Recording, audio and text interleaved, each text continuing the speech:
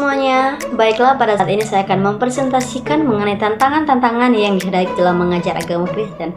Nah, sebelum kita membahas mengenai tantangan-tantangan dalam mengajar agama Kristen, kita perlu mengetahui apa sih itu tantangan. Menurut Kamus Besar Bahasa Indonesia, tantangan adalah hal atau objek yang menggugah tekad untuk meningkatkan kemampuan mengatasi masalah atau kesulitan yang menjadi rangsangan untuk bekerja lebih giat. Nah, di sini ada 3 tantangan dalam mengajar agama Kristen. Yang pertama adalah kurikulum. Kurikulum merupakan panduan penting dalam kegiatan belajar mengajar di sekolah. Kurikulum berfungsi sebagai bekal bagi peserta didik untuk belajar dan berkembang. Oleh karena itu, kurikulum memiliki peran yang sangat penting dalam proses pembelajaran.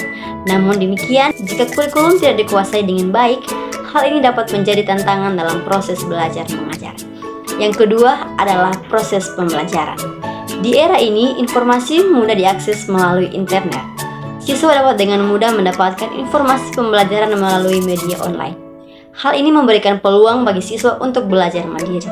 Namun, kemudahan akses informasi ini juga menghadirkan tantangan bagi guru. Guru perlu mengubah cara mereka menyampaikan materi agar tidak terkesan monoton dan sama dengan yang bisa ditemukan di internet.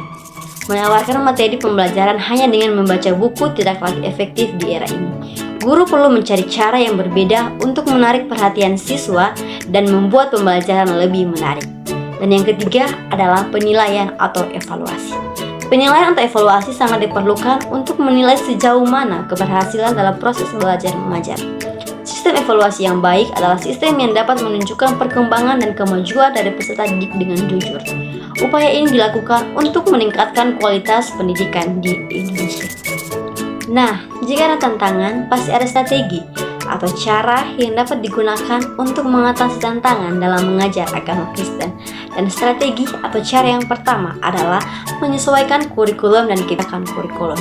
Kurikulum dan kebijakan pendidikan Kristen perlu diperbaharui agar sesuai dengan tuntutan era sekarang ini atau era teknologi yang semakin canggih. Hal ini dapat dilakukan dengan memasukkan materi-materi yang berkaitan dengan perkembangan dan mempertimbangkan kebutuhan yang ada. Dan yang kedua adalah mempersiapkan sumber daya manusia. Sumber daya manusia baik guru maupun tenaga kependidikan lainnya perlu dibekali dengan pengetahuan dan keterampilan yang memadai untuk memanfaatkan teknologi informasi dan komunikasi dalam proses pembelajaran. Dan yang ketiga, mengoptimalkan kemampuan peserta didik. Pendidikan Kristen harus mampu mengoptimalkan kemampuan peserta didik tidak hanya dalam hal akademis, tetapi juga dalam hal karakter dan nilai-nilai Kristiani. Hal ini dapat dilakukan dengan menerapkan metode pembelajaran yang inovatif dan kreatif, serta memberikan ruang bagi peserta didik untuk mengembangkan bakat dan minat mereka. Dan yang keempat adalah mengembangkan nilai-nilai karakter. Pendidikan Kristen perlu menekankan pada pengembangan nilai-nilai karakter seperti kejujuran, kesetiaan, keadilan, tanggung jawab, empati, dan patriotisme. Hal ini penting untuk membangun generasi muda yang bermoral dan berintegritas. Dan yang kelima adalah menyediakan sarana dan prasarana. Pendidikan Kristen harus memastikan ketersediaan sarana dan prasarana pembelajaran yang berbasis digital. Hal ini penting untuk mendukung proses pembelajaran yang efektif dan efisien di era sekarang yang semakin canggih. Oke, itulah beberapa tantangan serta strategi atau cara yang dihadapi dalam mengajar agama Kristen.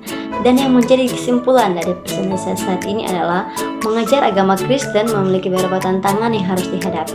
Dan dalam hal tersebut membutuhkan guru agama Kristen untuk mengembangkan kemampuan dan membentuk perilaku peserta didik dalam mengendalikan eksistensi dari berbagai latar belakang etnis, sosial, dan ekonomi. Sifat individualistik juga menjadi tantangan yang membuat nilai-nilai kekristenan sulit ditanamkan dalam diri peserta didik.